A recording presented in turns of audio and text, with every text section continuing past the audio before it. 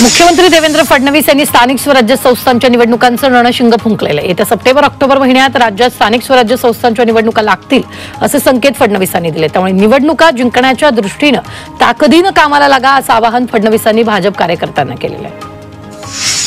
भुजबळांनी आज पदभार स्वीकारला, यावेळी त्यांनी पालकमंत्री पदावर प्रतिक्रिया दिली। माझा मूळ जन्म नाशिकचा आहे, मी नाशिकचा बालक आहे, माझा पालकपद कुणीच काढून घेऊ शकत नाही, मात्र कुणाला पालकमंत्री करायचं ते मुख्यमंत्री ठरवतील असं भुजबळांनी म्हटलंय।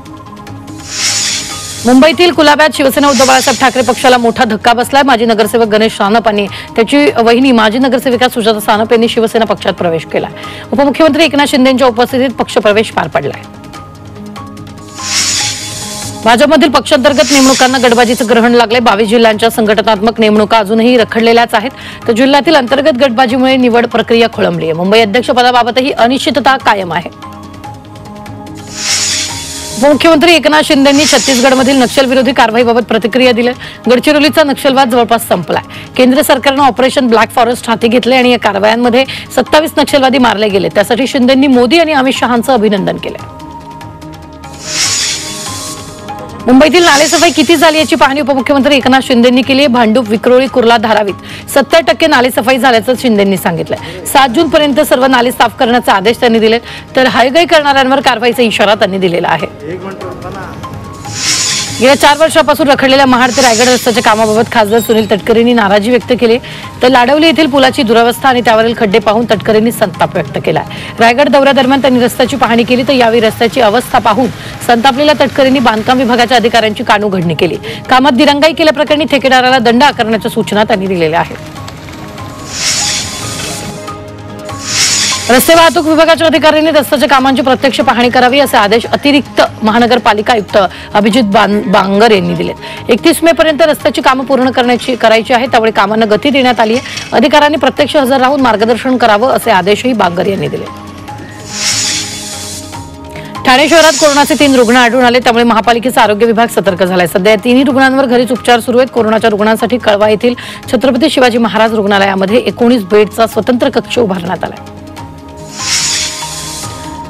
तर उपनगरीय रुग्णालयातील परिचारिकांना महिन्याला 8 सुट्ट्या मिळणार आहेत। महापालिका प्रशासनाकडून सकारात्मक प्रतिसाद देण्यात आलेला आहे। याबाबत काही बैठका झाल्यानंतर निर्णय जाहीर करण्यात येईल असं आश्वासन देण्यात आलेलं आहे। मुंबई विद्यापीठानं पदवीच्या नाविन्यपूर्ण अभ्यासक्रमासाठी प्रवेश प्रक्रिया केली। त्यामध्ये artificial intelligence, security, data, cyber अशा विविध अभ्यासक्रमांचा समावेश आहे। यासाठी आतापर्यंत 16,362 विद्यार्थ्यांनी अर्ज दाखल केला।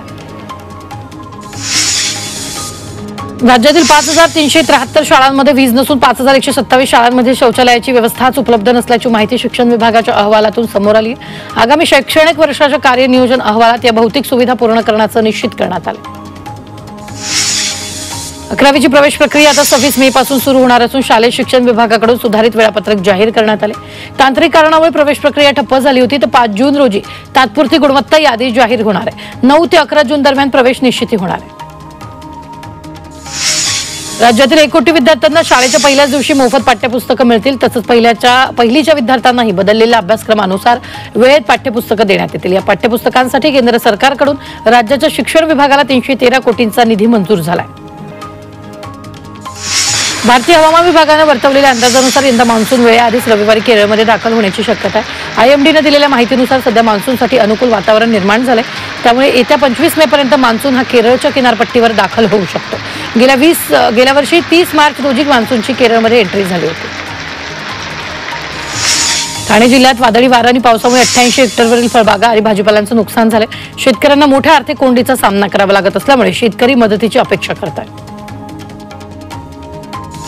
ठाणे जिल्ह्यात गेल्या 15 दिवसात झालेल्या अवकाळी पावसामुळे अनेक घरांची पडझड झाली, तसंच काही ठिकाणी जनावरांचाही मृत्यू झालाय। जिल्ह्यातील 107 घरांची पडझड झाल्यामुळे मोठ्या प्रमाणात नुकसान झालंय। राज्यात वादळी वाऱ्यासह मुसळधार पावसानं हजेरी लावली। पावसाळ्यात डोंगरावरून दरड कोसळणं तसंच पाण्याच्या प्रवाहामुळे भूस्खलनाचा धोका निर्माण होऊ शकतो, त्यामुळे डोंगराळ भागातील रहिवाशांनी सुरक्षित स्थळी स्थलांतर करावं असं आवाहन महानगरपालिकेने केलं। मुंबईला आज पावसाचा ऑरेंज अलर्ट देण्यात आला। मुंबईसह ठाणे, नवी मुंबई, रायगड आणि कोकणातील काही जिल्ह्यात पावसाचा जोर राहील असा अंदाज हवामान विभागाने दिला। पालघरच्या सफाळे परिसरात मान्सूनपूर्व पावसानं दमदार हजेरी लावली। विजांच्या कडकडाटासह मान्सूनपूर्व पावसानं हजेरी लावली। सफाळेसह पश्चिम भागात मुसळधार पाऊस पडलाय। दरम्यान पालघर जिल्ह्यात आज हवामान खात्यानं पावसाचा येलो अलर्ट जाहीर केलेला आहे। नवी मुंबईत अवकाळी पावसाचा आंब्याला मोठा फटका बसला। पावसामुळे आंबे सडून जातायत आणि तसंच आंब्याच्या दरात मोठी घसरण झाली। 400 रुपये प्रति डझन दर मिळतोय, त्यामुळे शेतकरी आणि व्यापाऱ्यांचं मोठ्या प्रमाणात नुकसान झालंय। अंबरनाथमध्ये पावसात लघुशंका करण्यासाठी गेलेल्या तरुणाचा शॉक लागून मृत्यू झालेला होता। या प्रकरणी महावितरण अधिकारी कर्मचाऱ्यांनी एका कंपनीच्या मालकाविरोधात गुन्हा दाखल करण्यात आला आहे। नवी मुंबईतील सांदपाडा खाडीजवळ एका अज्ञात व्यक्तीचा मृतदेह आढळून आलाय। 5 ते 6 दिवसांपूर्वीचा हा मृतदेह असल्याची शक्यता आहे। तर या घटनेमुळे परिसरात खळबळ उडाली। या प्रकरणी पोलिसांकडून तपास सुरू आहे। नवी मुंबईतील तुर्भेमध्ये पोलिसांनी 8 किलो गांजा जप्त केलेला आहे। तुर्भे एमआयडीसीच्या रस्त्यावर पोलिसांनी धडक कारवाई करत 2 आरोपींना अटक केली आहे। हे आरोपी एमआयडीसीतून कारमध्ये गांजाची अवैध वाहतूक करत होते। पोलिसांनी धडक कारवाई करत 2 आरोपींना ताब्यात घेतले। अंबरनाथमध्ये अंमली पदार्थाच्या विक्रीचा पर्दाफाश करण्यात पोलिसांना यश आलेले। पोलिसांनी या कारवाईत 5 जणांविरोधात गुन्हा दाखल केला। या परिसरात काही घरांमधून ड्रग्सची विक्री होत असल्याचं उघड झालंय। यामध्ये गांजा, कोरेक्स, बटन, गोळ्या असे अनेक अंमली पदार्थ जप्त केले।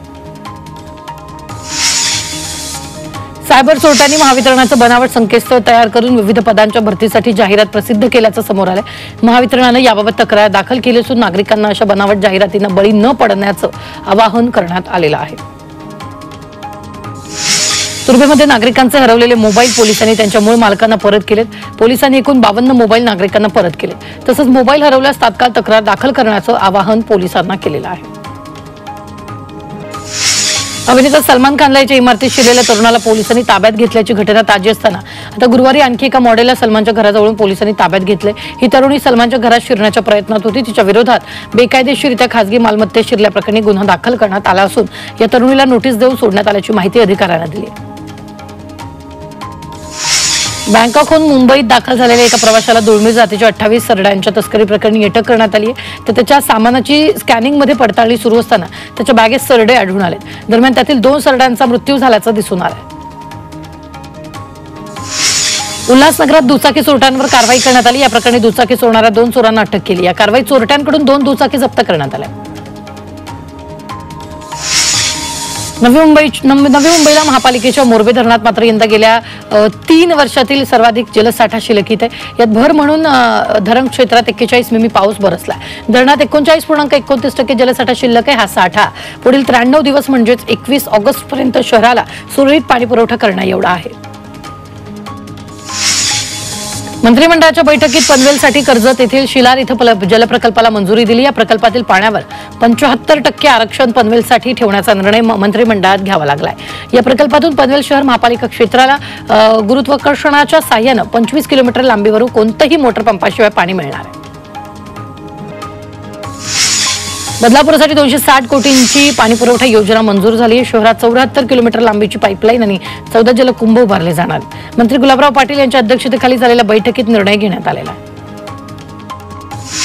पनवेलमध्ये वेअर हाऊसवर मनसेनं धाड टाकली। या ठिकाणी खराब भाज्या, दूध तसंच फळ आढळल्याचा आरोप मनसे कार्यकर्त्यांनी केला।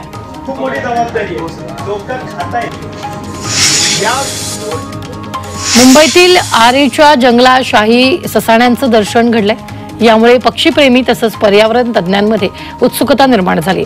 भारतीय उपखंडात आढळणारा शाही ससाणा हा शिकारी पक्षी आहे। आरेच्या जंगलात तो दिसणं आश्चर्यकारक बाब आहे। बोरिवली गोराई भागात फेरीवाल्यांमुळे वाहतूक कोंडी निर्माण झाली आहे। रस्त्यावरील अतिक्रमणांनी स्थानिकांना चालणं कठीण झालंय। यावेळी पालिकेच्या अतिक्रमण विरोधी पथकानं कारवाई करण्याची मागणी केलेली आहे। ठाणे महापालिका क्षेत्रातील 90% नाल्यांची सफाई पूर्ण झाल्याचा दावा महानगरपालिकेने केला आहे। मात्र कळवा स्थानकाजवळील नाल्यात मोठ्या प्रमाणात घाणीचं साम्राज्य निर्माण झालंय। त्यामुळे पावसाळ्यात पूर परिस्थिती निर्माण होण्याची शक्यता आहे। नागरिकांचं आरोग्य धोक्यात आलंय। उरणच्या मोरा ते मुंबईतील भाऊचा धक्का दरम्यानचा जलप्रवास आता 25 रुपयांनी महागणार आहे। पावसाळ्यात अनियमित जलप्रवाहामुळे महाराष्ट्र मेरीटाईम मंडळाकडून मोरा ते मुंबईच्या तिकीट दरात वाढ करण्याचा निर्णय घेण्यात आलाय। त्यामुळे सोमवारपासून या प्रवासाकरिता प्रवाशांना एका फेरीसाठी 80 ऐवजी 105 रुपये मोजावे लागतील। राज्य सरकारनं मुंबईसह राज्यात ॲप आधारित टॅक्सीच्या आवाजवी भाडेवाढीला लगाम घातलाय।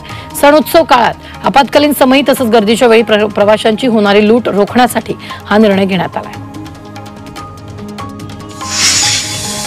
शिराडोन कोणी इथली म्हाडाची घरं 1.5 लाखानं स्वस्त होणार। या ठिकाणी 6000 घरांची किंमत कमी करण्यात आली। दोन्ही ठिकाणांवरील घरांच्या किमती 1 ते 1.5 लाखानं कमी केल्यात। म्हाडाचे उपाध्यक्षांनी घरांच्या सुधारित विक्री किंमत प्रस्तावास मान्यता दिली आहे।